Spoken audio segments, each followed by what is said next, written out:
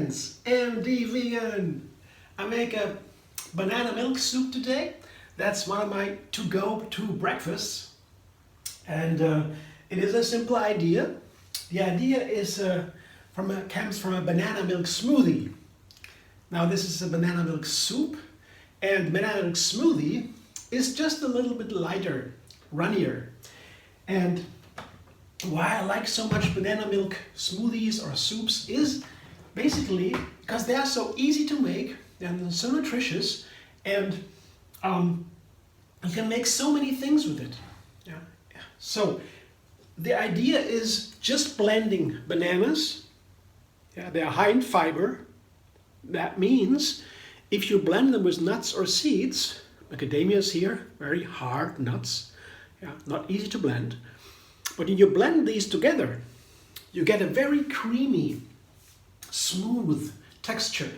Yeah? And that's nice because usually, especially you have brown nuts like hazelnuts or almonds. Yeah? Usually when you make a nut milk, for banana milk, you make a banana milk, usually you blend a banana with nut milk or seed milk, plant milk. Bananas blended with plant milk is banana milk. Very simple. Yeah? But you have to make the plant milk for that. And brown nuts, especially brown nuts, when you don't filter them after blending with water, you have a coarse texture. It's not pleasant to drink. So usually you would filter your nut milk before you drink it. But with the bananas and the fiber, you don't need to do that. You just put the bananas together with the nuts into a smoothie, put some water on top, blend it, and you're done. Yeah, that's a banana milk. It's a banana milk or banana milk smoothie in the easy way. And I put a lemon into that to make it a little bit, I'll give it a little bit more sour flavor. And then I do that because of want to put something into my banana milk soup. A mango, I show you in a moment. Because of that mango, I put the lemon in here. It's one lemon to make it a little bit sour, because the mango is very sweet. So sour and sweet, that's the balance I'm looking for here. But one last note to the nuts. If you put the nuts into the bananas in that way, with a cup of water to begin, to make it a milk, you put nuts into the bananas like that, you want to make sure you don't have too many nuts. And when I make a plant milk, I can take as many nuts as I want, basically. I can have a creamy milk, a thick milk, or a very runny milk. But that doesn't work with a banana milk smoothie like that. You have to take a small amount of nuts only. If you have too many nuts, then the coarseness comes through. And you don't want that. You want to have a smooth, nice texture. So I take a handful of nuts only and 3 bananas here. In this case, ripe bananas happen to be, they are nicer in the flavor, I think, sometimes. And a cup of water to begin. And the lemon. Blender dance.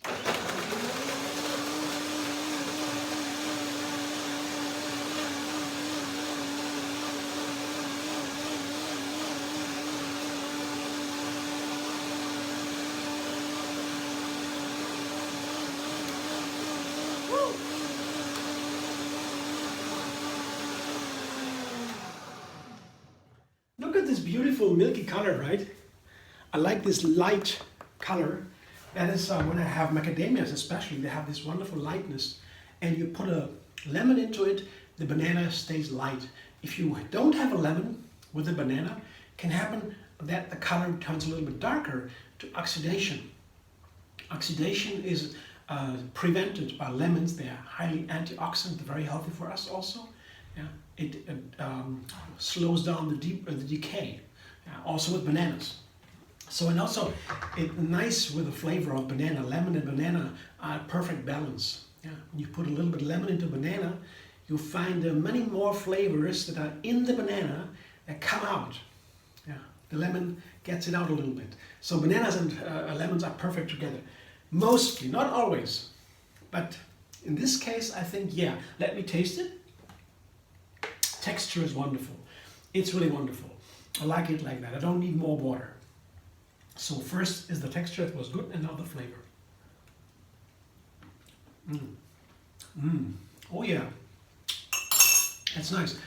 It's a very plain banana milk soup. Very plain. That means I have no ginger, I have no dates, no other seasonings, just bananas, macadamias, and lemon. It's very nice, very simple. I like it. You could also decide to put other ingredients into this, like cinnamon or so, whatever you like. Yeah, or other fruit, you can make it colorful or whatever. I just want it plain today to make it clear. It doesn't have to be that way, but that's my choice today and you can do it otherwise. So that's it for a moment now that the macadamias are broken down into smaller pieces. They can soak now for a while. If you have the macadamias soaking in water overnight, you don't need to do that. Yeah, you soak the macadamias overnight, blend them like that, and one blending is enough. I don't soak my nuts, it just saves me time, and I blend it a second time afterwards. So that's pretty much the same effect. So while they are soaking, I put now my inlay into the soup, and it's a mango inlay, basically. Here, a beautiful mango. I always go shopping once a week, usually. I make a little plan, my experience, go shopping end of the week, get all my ingredients for the week, and then put the ingredients somewhere at home and wait until they are really ripe. And now the mango is ripe here. I was the nice moment. I could wait until I wanted it at that point, and then the mango turns into very sweet and soft. You know, mango can also be sour and firm if it is not so ripe. If I eat it the first day, I have a very different mango. Now this mango is really ripe and very soft. I had to eat it. Dark spots beginning outside, you know, you see that already. And I peeled it, cut the pieces off, and the flavor is really different, really amazing now. And I put just half of it, I would say, into my plate. A little bit. I like it so that some of the mangoes are standing out over the top, like a little bit of a mountain, a hill in the soup, here like that. It's very easy. You can make a beautiful soup decoration when you put like this. That is so easy. You just need to cut the mangoes in a beautiful way. For that, I peel the mango with veggie peeler. Then I have the raw mango without the peel. Take a big knife and cut out two sides beside the seed. Yeah? And then I take some off from the seed, yeah? Small pieces, and I cut the big sides, the halves, into these little triangles or whatever you want to have, rhombs, whatever you like. So it's nice to have nice shaped pieces. Nicely shaped pieces is a nice thing for decoration. So this is just all I need here for the inlay. The mangoes is a fruit that is one of the perfect fruits, I always say. Perfect fruit because you can eat a mango by itself and you don't need anything else. Like papaya is the same. Eat a papaya, you don't need anything else, you're full and it keeps for some time. The same I would say is for persimmon also. I eat a persimmon or two, full. No more needed. Yeah. So that's that kind of fruit they are super healthy. They have wonderful nutrients. They are healthy for the skin or for the eyes or for other things, for digestion. All these wonderful fruit have very special benefits. And so that's why I don't need more here in this breakfast. It's a breakfast for me today. Yeah. Whatever you want to call it, time of the day, doesn't really matter.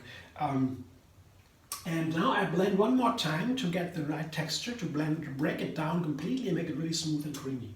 Blender dance.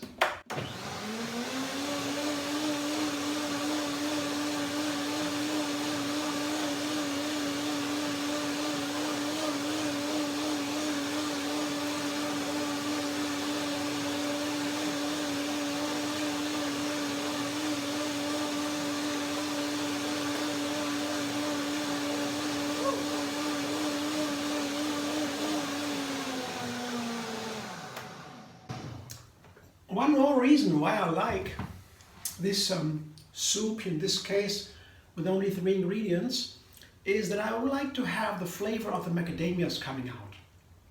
Yeah. So the flavor of the macadamias is a little bit savory.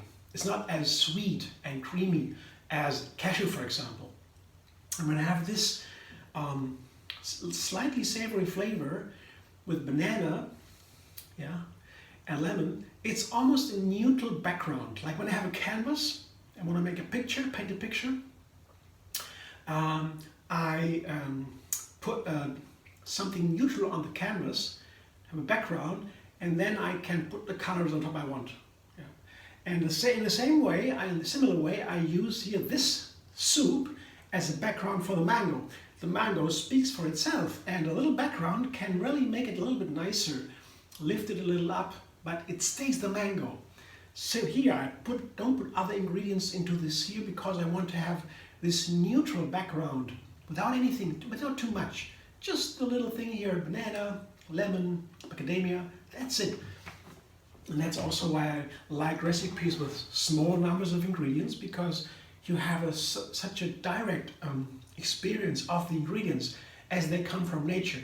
That's also why I like raw food so much. I also cook food, that's not the point, but cooking is very complicated. You know, the ingredients are changing a lot, transformation by heat and so. And then you combine them and it is very complicated. What happens, all the chemistry there. Raw food is easy, you just blend it up, you feel the ingredient as it is. So to learn cooking, yeah, raw food, I would always recommend begin with making a juice to have just the pure essence of a fruit or of a vegetable, yeah, as is, with a small amount of other ingredients, just to make it taste good. And that's enough. What does it need to make a fruit or a veggie taste good? A minimum. That's how I begin, and then I feel it, and then I can make more complex recipes, or the other way around, you know, analyzing a recipe. But that's another story. It's for my book. Yeah, soon my book will come out, I hope, and then you can read about these things in a nice text. I'll try to make that nice. Oh, first I have to try now. A little advertisement for my book. It's always good, right? So, let me taste it if it's good. Oh yeah, a little bit sour, a little bit sweet from the banana. Macadamia, this little savory background. Yeah, good, good, good. Now, here, my little mango hill. I just pour the soup on top of it, like this. You see the colors, isn't that beautiful? See, not too much. The plate should always be decent. Yeah. So the sides of the plates, they are not for the chef. Yeah. The chef has to be, should be just limited to the inside of the plate. And so this is what enough 2 parts. Yeah, the mango and the soup, and on top I have a 3rd part again to make it a little bit more refined. I put a passion fruit on top. Yeah, these are some passion fruits, and they are really like a seasoning here. Passion fruits have a sweet and sour flavor, a very specific flavor that is very unique. Almost, I don't know anything that has such a wonderful sweet and sour flavor as passion fruit. Maybe peaches or nectarines, or these peaches, they're really nice and ripe and perfect. Then you have a wonderful sweet sour flavor that's very unique. And passion fruit is also has a really an amazing sweet and sour balance. It's delicious, and I think it could be very nice together with a mango, because the mango has all this, I would say, this peppery sweetness, also very unique kind of sweetness, clearly on the sweet side, whereas the passion fruit is on the sweet and sour side. There's a lot of sour in there. The mango is clearly sweet, but the sweetness is a little bit peppery. I would call the mango a peppery sweetness. I love this kind of sweetness, and you taste it a little bit more when you eat the peel a little bit. The peel has something about it. Yeah. So, but that is a personal thing, how I describe the flavors. And so what more interesting is how the flavors play with each other, how the ingredients make something that comes into harmony. Yeah, you want to have something taste good, you want to like something. And how you describe it, when I describe a flavor, I would rather try to explain to you how I made it, taste good. That's a very personal thing, you know. I try to make a story out of it. Yeah, how to describe a little bit the mango. Why is the mango nice with the passion fruit together? But that is not so much to describe the individual flavor. Actually, it's more to describe how I come to do it, how I come to put these things together. And when you taste it in your mouth, the fruit touches the mouth, the experience you have then, I cannot describe. I have no idea. It's just the way how I did it. Oops, how I did it, and then you can be inspired and find your own way to do it. To give a little bit insight into my kitchen. That's what I'm doing basically. Yeah. So I try to describe a flavor because to make it a little bit more transparent how I come to my recipes. Yeah. Yeah. It's more about the recipes, not about the flavors, the individual flavors, qualities of that one ingredient. Here. Isn't that nice? It's a beautiful picture, right? So that's what I have now for breakfast. I'm looking forward to it. I have never tried it before. The composition just came to my mind. I have this beautiful mango, I have the banana milk soup, and then the passion fruit came to my mind. And here, let's see. I'm looking forward to try that now. And I hope you enjoyed the video. Thanks for watching. If you like my videos, subscribe and be vegan on YouTube. Have another recipe every single day. And find me on Facebook, Instagram, Pinterest, and Twitter.